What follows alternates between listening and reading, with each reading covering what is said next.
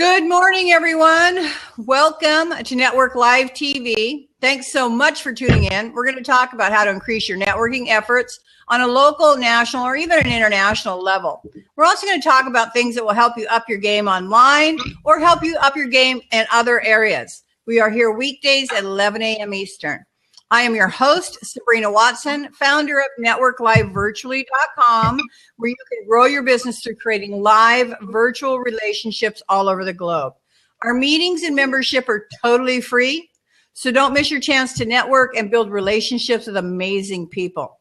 I want to let people here know that we are looking for people who are absolutely serious about building their brand and business while establishing their chance to network and build relationships with amazing people.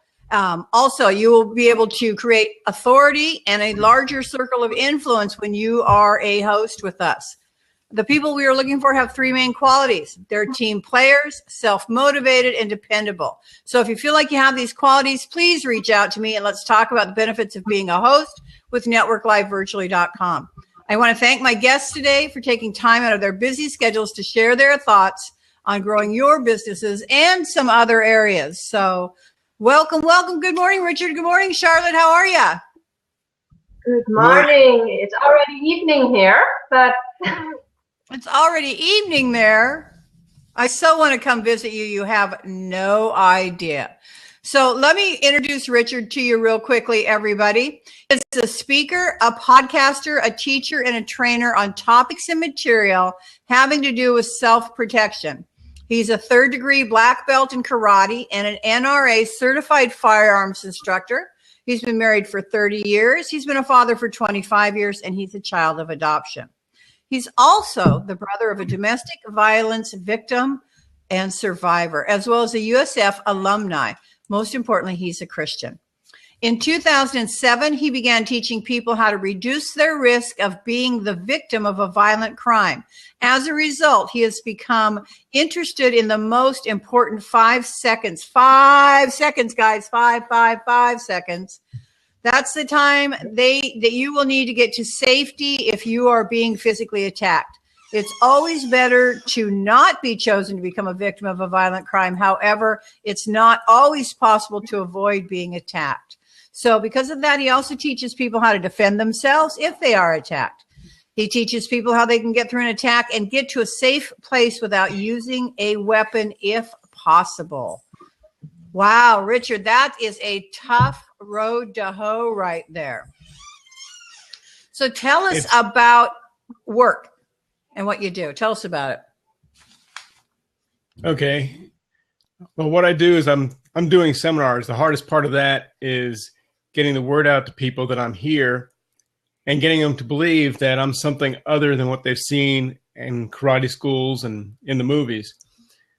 My style of martial arts is a style called Wei Chi Ru, and it's very simple. It's very in your face. It's not like what you see with most of the stuff out there. Most of the stuff you see is Taekwondo, and it's got a million kicks. My style only has 3. It's frontal, whereas the other styles are sideways. So I've got 4 tools in the game at all times. But although it's that way, and it's got a lot of other interesting things, for the street purposes, there's only a handful of stuff that we need. And I've taken my stuff and dwindled it down, trimmed it down to the things that you can pull off in a crisis situation. And there's all sorts of neat techniques that you could do that other schools will teach you, like joint locks and stuff. And you just can't do those things in a crisis. If somebody's actually attacking you, you're getting your hand on their wrist and bending and twisting it this way so that they have to follow whatever you want to do. It's nice, but it's not going to happen. Mm-hmm. Mm-hmm. So, Richard, if everybody would either post to Facebook or tweet real quick, and then I'm going to ask you some questions about that, Richard. Okay. So I'm going to give you guys an opportunity to do that. Charlotte, I think I was showing you some stuff the other day, right? Yes, very interesting. And the funny thing is that was this week, right? We were talking on Tuesday. Yes. On Wednesday, I went to my fitness school, and they had a lesson that's called Rumble, something like that. And we had this kickboxing exercises. And so for the first time, I experienced what you are teaching these women, like for 1 hour. But it was really an eye opener, and now I understand more clearly what your value is, because we had to like do this thing, this, Yep. and he said have to focus on their eyes, and I was doing that, and I really felt focused. Mm-hmm. And I had to do like the boxing bag too, and this for the first time, like really my energy getting into. I'm like, this is what your we call it branch, your expertise is. Yes. And it made me feel more confident. That's the whole thing. I felt more confident and like, come on. Yeah, and I know I understood, Richard, that you don't teach how to defend the self-defense, right? Was that correct? Correct. Yeah. Because it's a difference. There was a difference, right? Self-protection, yes. Self-protection is different than self-defense. Self-defense is, oh my God, I'm being attacked. Now what do I do? Self-protection is, let's not go there in the first place. But if we get there, I've got techniques that can get you that time so you can get to safety.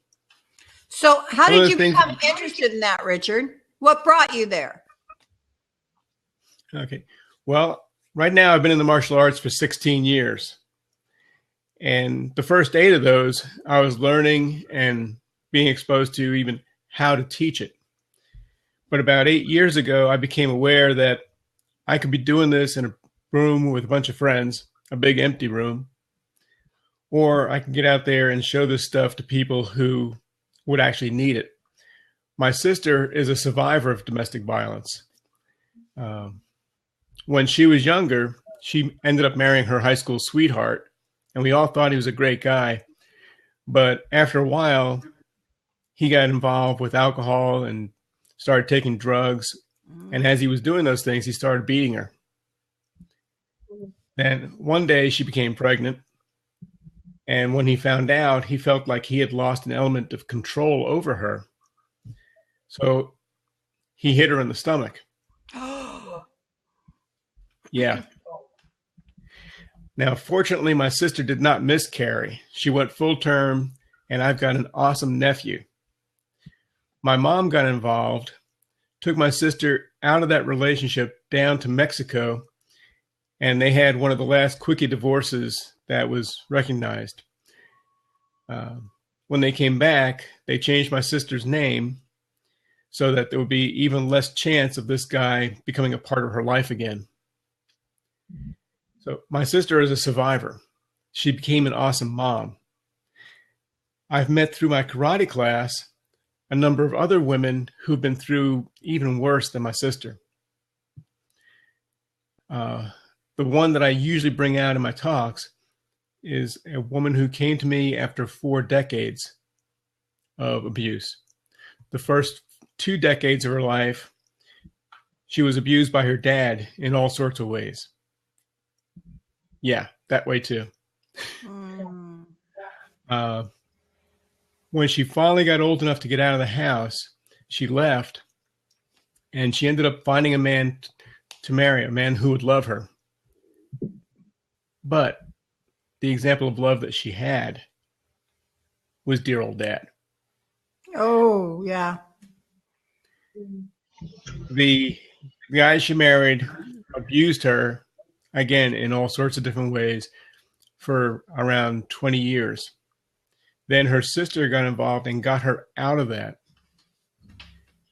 If it wasn't for her sister, she probably would have ended up dead. She brought her to my class. And when she did, she was, well, she's only about 5'2" or 5'3". So I'm an average sized person. So she was about this tall.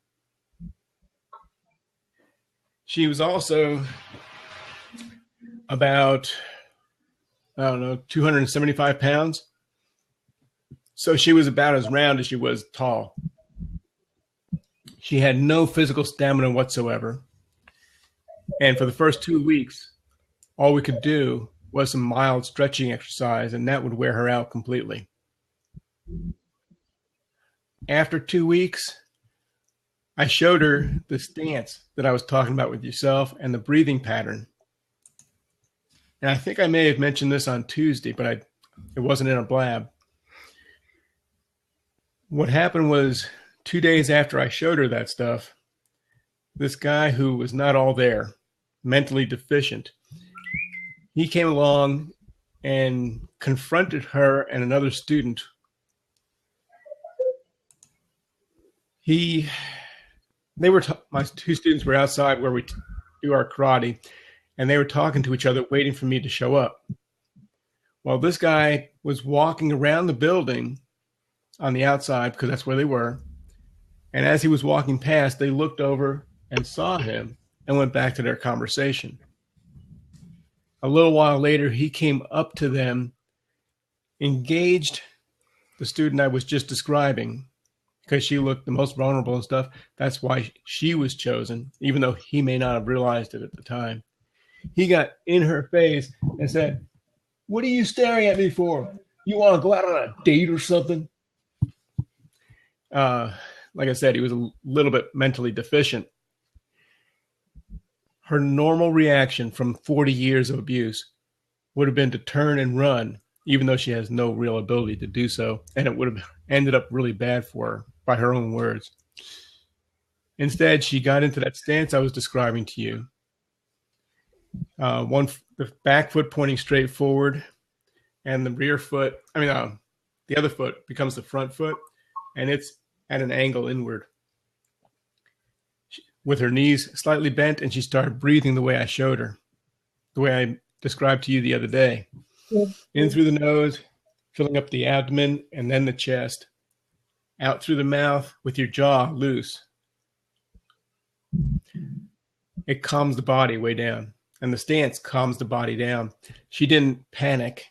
She stood there answering his questions, some of which were off the wall. And it was just incredible. About 10 minutes later, I pulled up, and he had asked them, "What are you doing here anyway?" "Well, we're here for the karate class. We're waiting for our sensei to show." By the way, sensei is just the Japanese word for teacher. At that moment, I pulled up, and they go, "Oh, here he is now." So he started walking. I was about 3 or 4 parking spaces down from where they were standing. And as I'm getting out of the car, he goes, "I understand that you're a karate teacher." And I'm thinking, oh, a new student. I said, "Yeah, you want to be a part of my class?" And my students are over there. No. So I picked up on that real quick and got into the guy. I told him to not interact with my students ever again. And he just went crazy. Started yelling and screaming at me. Got into his car about four cars further down. And then he pulled out of the parking space that he was in. And he pulls out, goes into the lane that would be going away from us. But he's in that lane backwards. So the front of his car is facing us. He's facing the wrong direction. And he's still yelling and screaming at me. And I'm still trying to communicate with him that he needs to leave my folks alone. And then he proceeds to drive away backwards. So he's moving in the right direction, but he's facing the wrong way. He didn't want me to see his license plate. For good reason, I'm sure. Yeah, I would have reported him for sure. All right, I want to introduce Miss Charlotte to everyone, and we're going to get back to some of those stories, Richard, because we definitely want to hear them. Charlotte Duzong. Am I saying your last name right, Charlotte? Yes, yes. Okay. Duzong, yeah. She was born in Aruba. Oh my God, I want to go see Aruba. Living in the Netherlands. I want to go see the Netherlands with her two amazing children, Kate and Spencer. She speaks and teaches in English, Dutch, Spanish, and Papiamento. Is that what that is? Yes, correct. Oh, I'm going to ask you about that in just a minute. She is a recovering night owl, a planner lover, a designer, and enjoys drinking virgin pina coladas in the sun. She is a multi-passionate lifetime learner and an ideas person who loves helping visionary entrepreneurs make a difference in the world. She is also a professional event manager. And as an event manager, she helps and coaches her clients to put on successful in-person events effectively. She helps them organize, plan, and market their time and energy to do what they are best at, engage, inspire, and motivate their ideal audience to make real changes in their lives. Thank you, Charlotte, and welcome. Thanks so much for being here. Thank you for inviting me, Sabrina. Hi, Richard. Tell me what Papiano is. Did I say that right? No. No. Papiamento. Papiamento. Papiamento, yes. That's the language that's spoken in Aruba, Curacao, and Bonaire. Those are the islands in the Caribbean, just above Venezuela, South America. And it is a mix of different languages. It has a history of different nations coming there, right? So the Netherlands, the Dutch people were there, the American or the English ones, South America. So and the French also, Portuguese, Spain. So people got from different languages something, and they put it all together, and it's called Papiamento, which means speaking, like speaking. And only on these three islands, and in a city in South Africa, those countries, those cities can talk the same language and understand each other. They have different dialects, but we could understand the South Africans. But yeah, it's there are not a lot of people talking it, so I understand why you cannot pronounce it. Is Charlotte? Now I've been told that in history, many of the islands in the Caribbean have been become commonwealths of different companies or different countries over the course of history, correct? So they might be a Commonwealth of England one year, and then 20 years later, they might be a Commonwealth of something else, right? Yes. And so is that how these dialects come into being? Yes, they have been from different the one that conquered it. Spain was there,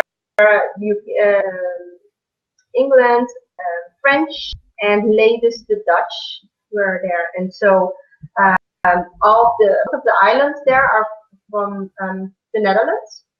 They are part of the country at this moment. So the islands now are currently Dutch. Is it Dutch occupied? Is that what you would say? Dutch occupied? They are part of the the royalty. I don't know what's called in English. My English isn't very well. But they well, are hang out. You hang out with us very long, Charlotte. Your English will be great. I'm trying. That's why I'm here. Learning. But now I've been there last year. I've been living in the Netherlands for 20 years, and last year I was there. And even though America is very, the Americans, like the Americans, that's very important for our country, Aruba Island. There are a lot of Spanish-speaking people there. So when you go to a store, you better speak Spanish to them because they won't understand you. So it's though it's Aruba is part of the Netherlands, English and Spanish are very important, and the education system is Dutch. So Interesting. you get an idea of how we can speak so many languages. It sounds very confusing.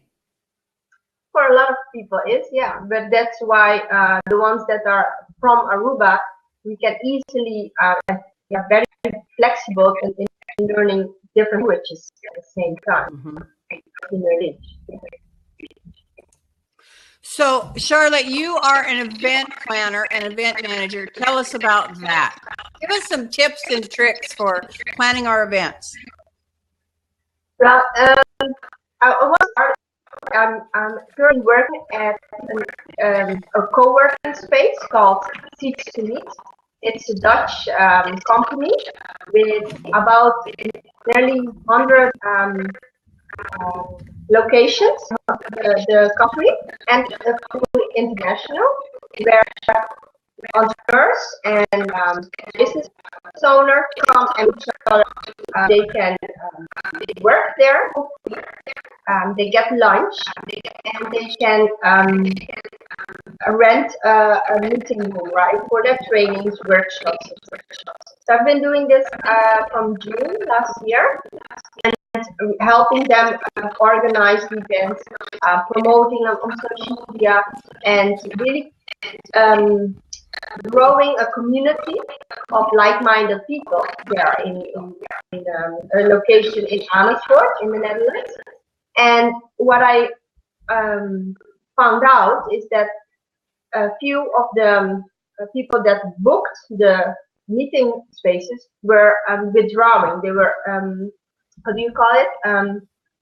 They didn't got the training because there weren't enough attendees, so they canceled it. And I was like, why are they canceling? Because the event that we were organizing as the community, they weren't full every time, but they were successful.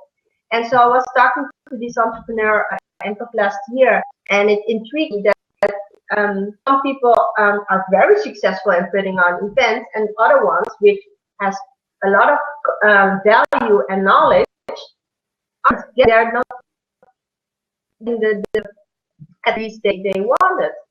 And so I started research. So I'm interviewing different people in different branches and in different stages of their businesses, just to get to know them and get to know their challenges, their struggles, their dreams, and their experiences about organizing events.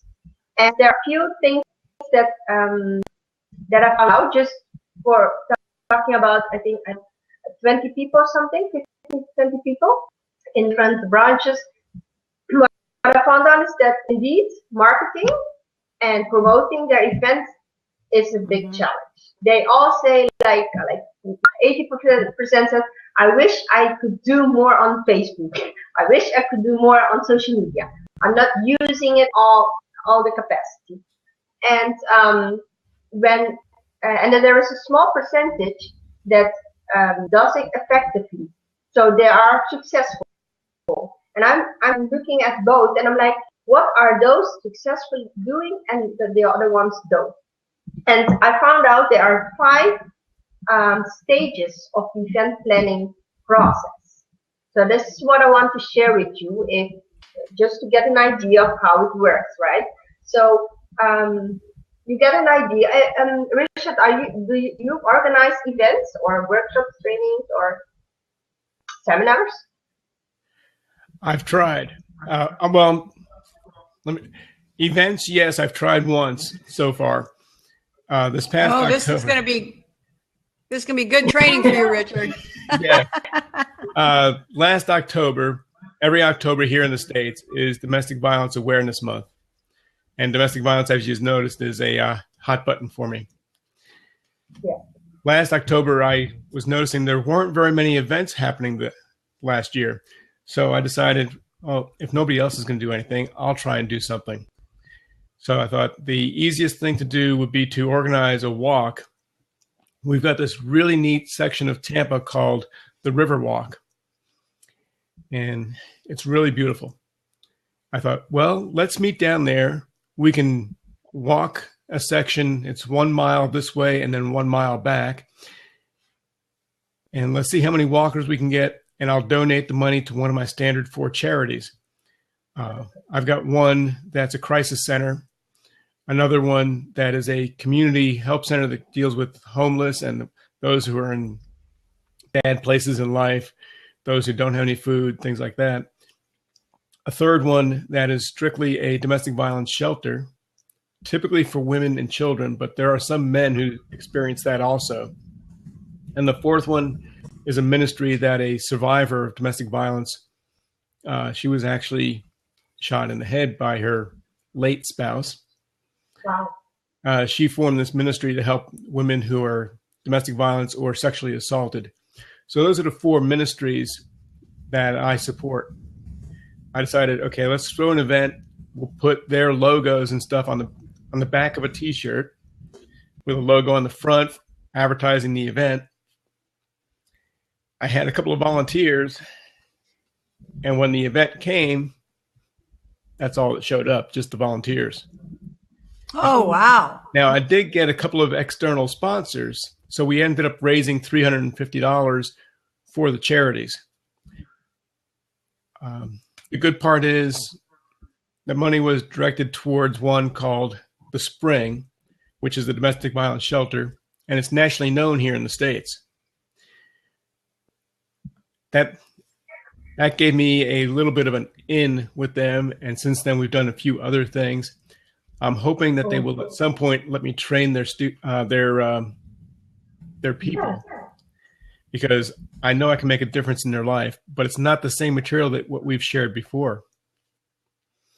Wow. It's different. I haven't shown it so far. Yeah. So Charlotte, let's share those 5 key points with Richard of ways that he can help get his events started and promote them. And yeah. What I hear a lot of the entrepreneurs, their focus is on promoting, and that's the key thing of all the event planning. But there are a few other phases that are just as important, and the first one is preparation. So here you have this idea, set up like Richard did. You have an idea, you want to add value to other people's lives, you want to share your expertise, or bring people together, maybe different expertise in one event, and this is going on in your mind. So those ideas have to come on the paper. Who is the target group? Where are you going to do it? Do they have to pay, or is it for free?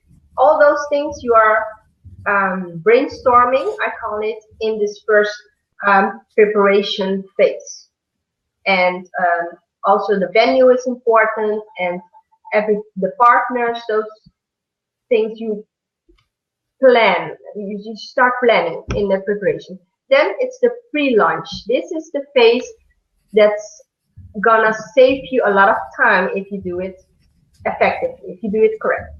So in the pre-launch, it's all about where are you going to promote it? Who are you going to contact to help you promote it? Those are things you can think about. Are you going to do only social media? Or maybe you will do something spectacular in your city to get noticed. Like you did, putting on T-shirts with the signs on it. Are you going to send out fashion releases, or are you partnering up with someone? All those things are you going to prepare and plan, most of the time, make a timeline. When are you going to do what?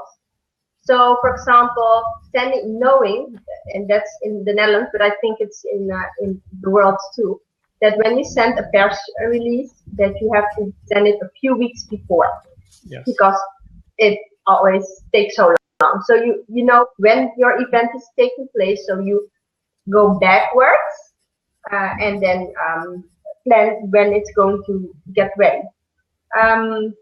You have, for example, you are going to do ads on Facebook, or you are going to create videos, maybe to get engagement on social media, which is perfectly with online. Maybe you're going to do an interview or a blab or something like this, or you're starting scoping. You're thinking about these things before you start going out. So those are few things in pre-launch. You're just going to plan what you're going to do in the promotion part, and the event itself, right? Mm-hmm. The promotion, then it's when it's going to happen. You send out your newsletter. You put on your blog posts. You're going to do the videos, the blabs, the interviews, radio shows, whatever you plan to do. You do it without overwhelm, because everything is scheduled. You can do some. This is nice to some how to call it, really promotion, like say for one day you're going to say, if you sign up today you get one for free, or something like that. You have to think about what are the things you can do to get more people attending your events. Those are just some tips in the promotion part. Going to the day itself. The day itself isn't it like one day? It can be just like 2 hours, or it can be the first of like 2 or 3, like a weekend, like a retreat, or it can be the first of like a series of trainings or workshops. So it's just like the start date of the event itself in a whole. And that day, it's the day where you are going to give the value. You're going to deliver what you said you would. And that's like the day for a lot of people. And it has to be just what the attendees expect. So you deliver there.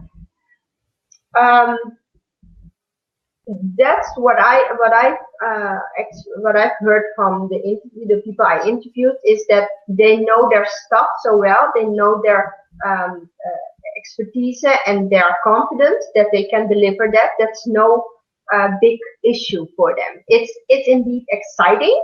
It's like, oh, how many people will come, or will they like it, or will everything go smoothly? But eventually it's okay. When people are there, even if it's like 15 people or 2 people, it's okay. The thing is that after the event, it stops. They say, yeah, okay, then the event happened and it's okay. And that's where I say you have to think about what you're going to do after the event. What do you want your attendees to do afterwards? Do they have to sign up for something at the event itself? Will you send an email like, asking for feedback? That's one thing. If there is a chance for you to connect with them or reconnect with them, send them an email with, how was it? Did you like it? Do you have tips for us to make it the next one better? And another important question would be, where did you find out about this event? Because if you know from your attendees that most of them had it from your newsletter, then you have to focus on that. And if you know that a lot of people saw it on the radio or listened to on the radio, then you have to do more of that, right? Right. So it's the last phase is the post-event phase. And you can do different things to stay connected with your attendees. And these are your potential clients. So you have to think this phase as the moment you're going to leverage the whole event, like not only the day, but the promotion, the planning, the connecting with people, everything you do to promote your event is eventually marketing and branding your business. That's it. Events are indeed, you can get money from it, you can make money from it, but everything before, even if you didn't have any attendees, but you marketed, you are putting yourself out there, right? Right. And you are sharing your knowledge and saying what you can offer somebody else. And that's marketing. That's the whole, we are promoting your business as a whole, not only the event. And that's what one of the tips I can give everybody here on the blab. Yeah. Thank you, Charlotte. Go ahead, Richard. Yeah, I was going to say, and that's stuff that doesn't matter what nation you're in. Each of those steps you shared are things we can do here in the States as well as in Europe. Mm-hmm. Yes. I think the thing is, though, Richard, is that I think that most people fail because they don't take all of the steps. Would you agree, Charlotte? Yes, and that's a pity because the idea is brilliant. Sometimes they really have, they know they really want to help their clients. And I'm like, why doesn't it work? Because you have everything to deliver, and I know you can change people's lives. And then just because you didn't do like step of the pre-launch very good, or you didn't do the promotion very good, or maybe you had attendees, like enough attendees, but you didn't follow up. So you didn't leverage, those people who came to this workshop are potential clients to go to the next. Yes, but absolutely. You don't have to find new people. You have to really create the relationship and build a relationship before the event itself. So start with connecting on for us it's Facebook or Blab, or really creating value that at the event itself. You can see it as just people like me, and I know I can help them, and that's why they come. So we have like a little party. But everything before, everything afterwards, that's important. Just as important as any event. Yeah, Sabrina, I noticed we have a couple of visitors in the chat room. Would any of those care to join us in the video? Yeah, we have an open seat. Anybody that would like to pop in, say hello. If you have any questions of Richard or Charlotte or myself, please feel free to come on in. We want to know who you are and what you do. We are here to virtually network with you. So, Richard, I wanted to say Jennifer is reaching out. She's in Ocala, and I know you're in Tampa. So I was going to say if you two would be interested in trying to get an event together for this spring in Ocala, I would be interested in helping you with that. And you never know, we might even be able to talk Charlotte into coaching us to see how well we can do. I'm definitely open to that. Jennifer, do you have any questions? Come on in and let's talk a little bit. And Sabrina, go ahead. It's been a while since you've mentioned what you do. We might have Jennifer may not have caught the beginning when you described what you do. All right. Thanks, Richard. I will do that. Just want to remind everybody that my name is Sabrina Watson. I am the host of NetworkLiveVirtually.com. And there you will find virtual networking groups where you can network with people all over the world. I'll put the link in here. Membership and attendance is free. Also, I want to make sure that people know that we are looking for people who are absolutely serious about building their brand and business while establishing their authority, creating a larger circle of influence. We are looking for new hosts, additional hosts, not new hosts, additional hosts. The people we're looking for will have three main qualities. They're team players, self-motivated, and dependable. So if you feel like you have these qualities, please reach out to me and let's talk about the benefits of being a host with NetworkLiveVirtually.com. We have networking groups where you can meet people all over the world on Mondays, Tuesdays, Wednesdays, and Thursdays. They're similar to Blab, but not Blab. I mean, we use a product called Zoom so we can have up to 25 people in a room on audio and on video. We do get to exchange contact information. We do have a business training of some kind. And both of you have attended those. So let me ask you, did you feel like you got some value? Oh my God. Yes, very much. Sophia Pacifico. She does the training. We have it's the third one or the second one. I think we're coming up on our fourth one. Four already. Whoa, time is passing fast. And a really great content about Facebook, Twitter, LinkedIn. I think LinkedIn is next. So I'm excited about it, doing audit for visual networking. So yeah, I like it. I do have to tell you though, Charlotte, that seems to be a huge thing in all of the entrepreneurs that I've met online, all of the entrepreneurs. That is their number one challenge, marketing and promotion. Yes. They have all built great websites and great businesses and great products and great trainings, but marketing and selling those products are proving to be a huge challenge. And I'm just going to say that, in my opinion, part of the reason that it is such a huge challenge is that I think there's so many hackers out there that haven't put together good products. And I think people have gotten burned a lot. What do you think? What are your thoughts on that? That's one of the reasons. And there are the entrepreneurs I speak with, and they're all over the world. I'm here in the Netherlands, but I have my network is until Spain and Germany and Indonesia and America and Aruba, and it's all over the place. But what I found out is that they are, and it's personal, and I experience it too. It's about putting yourself out there on the social media, and the fear of putting yourself and being visible. I think that's what I find that it's for entrepreneurs the most challenging thing. And I have to say that I think that the number one thing is that people have this fear of putting themselves out there. You have got to put yourselves out there. You've got to put yourself out there in an authentic, genuine manner. But you also have to put yourself out there in a manner that serves others.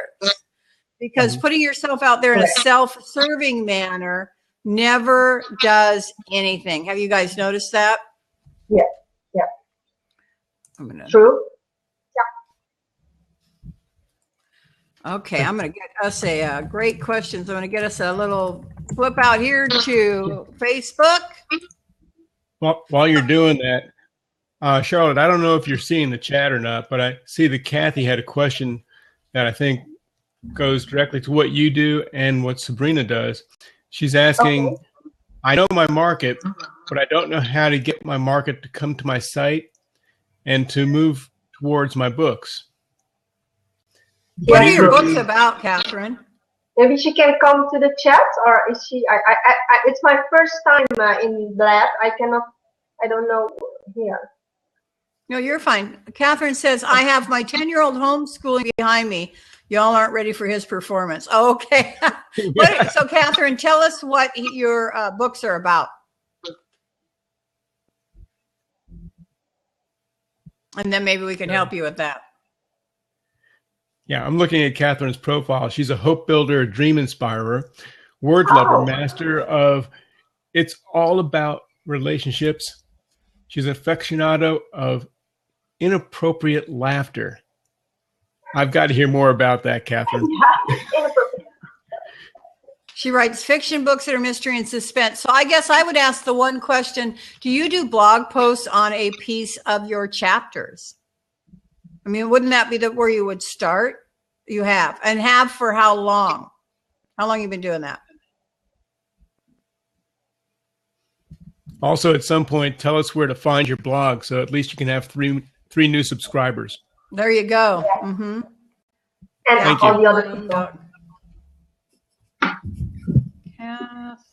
Catherine.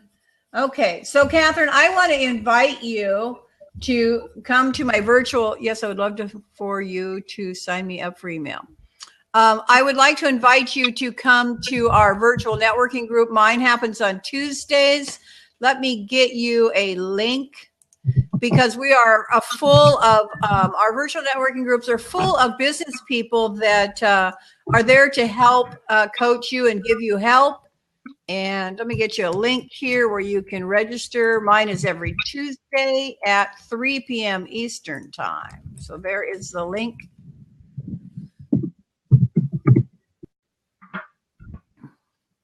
You can't be a bad speller if you write books.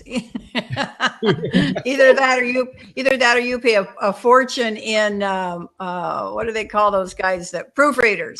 Editors. Okay, editors. There you go. So there's the link. Catherine, feel free to come join us at networking, and you'll meet Richard and Charlotte will both be there. They're typically both there on Tuesdays as well. Our groups fluctuate. This week there was only a few of us, but last week we had a pretty good sized crowd. So it's kind of interesting to see the way it fluctuates. And your 10-year-old is out of the house, and there you go. And congratulations on your homeschooling. Cool. I have to tell you, yeah.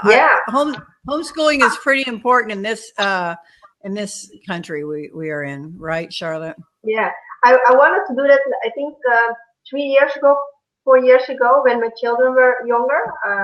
They are now 6 and 8, and I was really considering homeschooling them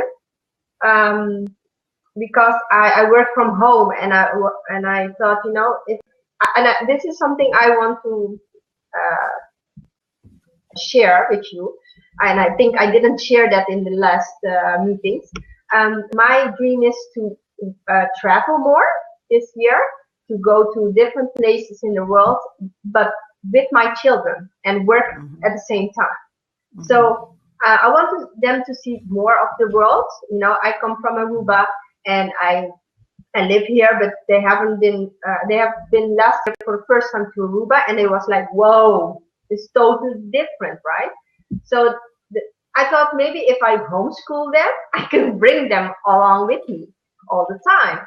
But Catherine, maybe next week we can talk about this and how you do this and what are the challenges there.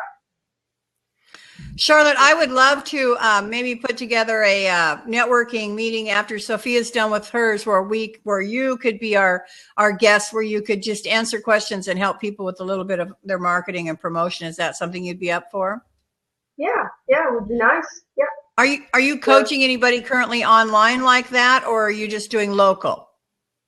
I'm local at this moment, and I must admit, I really enjoy working with different people, like in English. But I have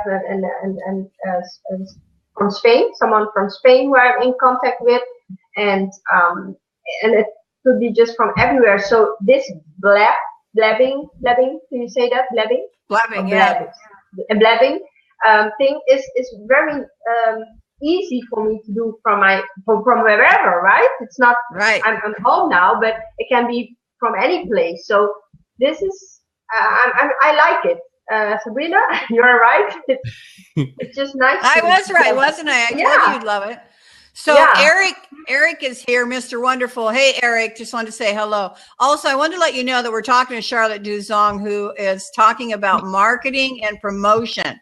So I'm going to get her to one of our networking events on Tuesday to chat with everybody about marketing and promotion and give us some tips and some tricks. I know that Eric, you guys see him as Mr. Wonderful, he is an illustrator, and he has his illustrations are currently on pillows. I believe it's on pillowart.com. So he, just like the rest of us, has the same difficulties with marketing and promotion and driving traffic to his, I got it wrong. Sorry, Eric. It's theartpillow.com. So he, just like everybody else, has the same issues with driving traffic and sales. So, but he's got some pretty cool pillows. You guys will have to go take a quick look. Now, you guys remember, for our audience here, we do have an open seat. If you would like to pop in and introduce yourselves to us, we would love to meet you. I'm also going to put my Facebook link in here. I would love it very much for anybody who would like to reach out to me, and we'll get together and we'll get to know each other. One of the things that I do all the time is connect with people and connect people with each other. So if you need to be connected with somebody that can help you, like Charlotte for marketing promotion, or like Richard, I'm sure that Richard is able to even just, I don't know if Richard will do any private coaching on self-protection, but he very well may. So reach out and talk to Richard. I think I'm going to reach out to Richard and Charlotte and Jennifer and see if we can get an event happening in Ocala just to see. And the only reason I'm saying Ocala, Richard, is because it's closer for myself and Jennifer. So we could probably do the work and just make you do the drive. I'm definitely open to that. By the way, our various listeners, where are you guys from? Go ahead and post the cities that you're at. Yeah, tell everybody where you're at. We would love to know where you're at. And Charlotte is in the Netherlands. If you got a website, put your websites in the chat also. Yes, please. Thank you, Richard. And everybody, I am seeing, I think 3 people already who are homeschooling. Yes, isn't that awesome? Please contact me. I put my email in there, or do you have the contact, or like Facebook and Twitter and so? Or you can do whatever you want. You can put your email in there if you want. As our visitors have been coming in, I've been going in and I've clicked follow on each of you. So, how do you do that? How do you do that? Charlotte, you just either hover over their little round spot up top. You'll see a little follow button. Yeah, I know. Follow button. Yeah. I see the pictures. Yeah. Put your mouse on the. There you go. Yeah. Okay. Hover over the little follow button. Now I see it. Okay. We've been talking about marketing. For those of you that have come in recently, what I do is I do self-protection. Self-protection is not self-defense. Self-defense is, oh my God, I'm being attacked. Now what do? Self-protection is, let's not go there in the first place. But if you do end up there, I've got material that can get you to safety. We haven't talked much about how we not get there so far. What I do is I want you to get MAD. That's M for mindset, A for awareness, A for avoidance, D for deterrence, D for de-escalation, and D for defense. The defense part is the last part you should ever need. And with a lot of what I do, we can keep away from being attacked in the first place. Judo. That's one thing I haven't studied so far. How long have you been doing it? I'm referring there to a message in the chat. That is from Aja. I'm going to mess that up again, aren't I? Aja. Did I do that right, Aja? She schooled me once, and I forgot. Aja. Thank you, Aja. Oh, yes, Sabrina, you got it. Yay! I got something right today. And again, you guys, please, I just want to invite you all, everybody that's here, to join our virtual networking group. You will find myself. You will find Richard. You will find Charlotte. You will find Sophia Pacifico out of the UK. You will find a number of people that you can join on a live private. This is a live private event. So there, I just put my link in there again. So please register for the email. My particular networking group meets on Tuesdays at 3 p.m. Eastern. We have a various presentation of some kind, typically on business building, products and or services. But I think we're going to have Richard on to do some self-protection tips and tricks. And then we network. We get the opportunity to go around the room, meet each other, chat with each other, and exchange contact information. You just never know what kind of amazing relationships you can create. Like we were just talking about, I'm going to reach out to Jennifer and Richard and Charlotte, and maybe Charlotte will try her hand at some across the pond coaching for us and see if Richard and myself and Charlotte can put together a decent event. So, she could use that for her study. You could use this for your study. Of course, yeah, that would be all overseas, international. All international. That's right. You're on iTunes and Stitcher, Richard? Yes, I am. I've got 6 podcasts out there now. I'll be releasing another 2 or 3 this week. I've been doing podcasting for either 4 weeks or a year and a half, depending upon how you want to count it. It took me a long time to launch my podcast. 4 weeks or a year and a half? What? it took me a long time to get my podcast released, and people kept telling me, you got to get it out there. You got to get it out there. And I kept knowing that, but I kept never being satisfied with the quality. Finally, they got the message through. And I got it out there. And it's something that I really should have done quicker, because the material that I do there, like what I do in my seminars, like what I've shared a little bit here, is all intended to keep people safe from attacks. So I put a link in there to where I have my hosting, which is over at Podbean. They host podcast materials, like whether it be audio or video. They've got awesome prices. If you're interested in doing a podcast of any kind, which can be either audio or video, then please check out Podbean. And there'll be a little self-serving and ask you to put in a discount code. It'll get you a free month worth of service. And that code is SPE. I typed in that message wrong before. Let me correct that. SPE Podbean. And SPE Podbean? Yeah. It stands for Self Protection Essentials, the name of my podcast. So, and let me correct the address for it too. Okay, Charlotte, one last time. We're down to our last few minutes before we're going to have to run today. Don't forget, we are here, you guys, weekdays, 11 a.m. Eastern. So you can pop in. And when for you guys that have shown up in your pajamas today, be dressed next time. So you can pop in and say hello to us. There seems to be a lot of people that are really afraid of video. But let me tell you something. When you get out there and you start doing it, the more you do it, the less afraid you become. And for those of you that have businesses that you need to spread the word on your business and you want to get that marketing out there and that traffic out there, you need to get out there. You need to get out there, step up into these blabs or into virtual networking, and get yourself out there and authentically and provide expert advice for others. That is what that's where you're going to get the most benefit. Would you guys agree? Yes. Yep. I have a quick question. Is it possible to share screens within Blab or not? No. Okay. That's why we have to do it on Zoom. Oh, okay. And Jennifer was just mentioning about getting a tripod for her phone. You can use a regular camera tripod for your phone if you get a little attachment like this. A little adapter, yeah. Right. Your phone would fit into this gap here,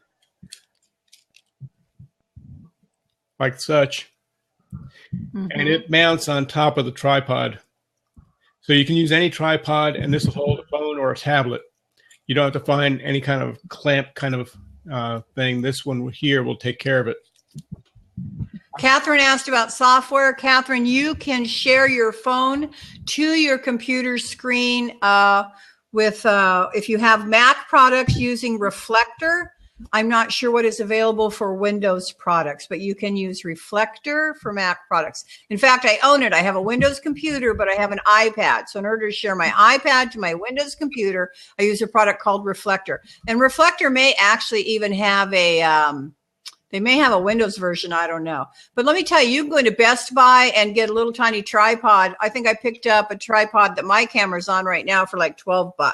Yeah. So, and you can pick up I've got a great big tripod for my iPad because I've got the adapters for, it's a camera tripod. I got the adapter for my iPad and the adapter for my phone. And I think I picked that up at Radio Shack for $39. And then the adapter for my iPad, I got on Amazon, I believe. And I want to say I paid about $17 for it. And the adapter for my phone, I got on Amazon for about $7. So yeah, Radio Shack, I got my full-size tripod for $39. I got a short tripod that I use on my desk for my webcam and for my phone and for my iPad. I can put any and all of them on there. I got that at Best Buy for, I know I spent less than $20 on it. And then you've just got to go out and find the adapters for the iPads and your phone. So that ought to get you started.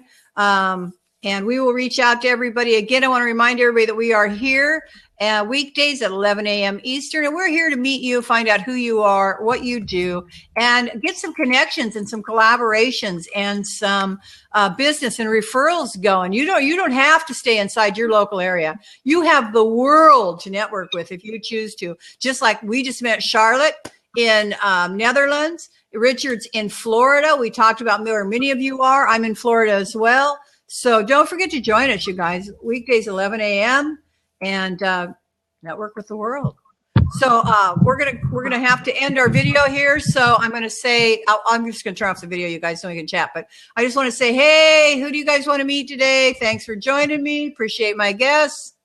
Bye. Don't forget to contact. You're welcome. We'll answer any of your questions offline, even those about podcasting. You can get into it really cheap. Thank you.